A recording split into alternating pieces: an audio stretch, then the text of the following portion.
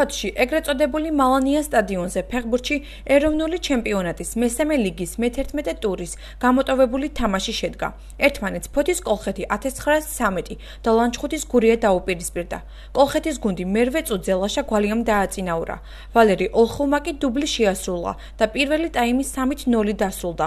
მეორე ტურში თორნიკე მუმლაძემ და ვალერი ოლხოვმა გუნდი კიდევ ორი ბურთით დააწინაურეს და საბოლოო ანგარიში 5-0 დაფიქსირდა.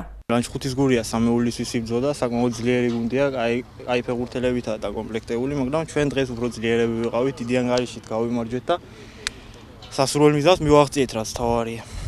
და შემდეგ თამაშებში რაც დარჩენილი გვაქვს ჩვენთვის ყველა ფინალია, იმიტომ რომ გარეჯმა ქულებით გაგვასწრო და უკვე წაგების უფლება აღარ გვაქვს და ანუ ქულების დაკარგვის უფლება აღარ გვაქვს და ჩვენ ვიბრძოლებთ ყველა თამაშზე გამარჯვებისთვის. დღევანდელ თამაშს შევაფასებდით დადებითად, იქიდან გამომდინარე რომ გუნდმა ორი მარცხის შემდეგ შეძლო და 5-0 გაიმარჯვა და კმაყოფილი ვარ გუნდის მთლიანად თამაშით და იმედია რომ ის ჩავარდნა რაც ჰქონდა ორი ტური, რომელიც გამოწვეული იყო სხვადასხვა მიზეზებით.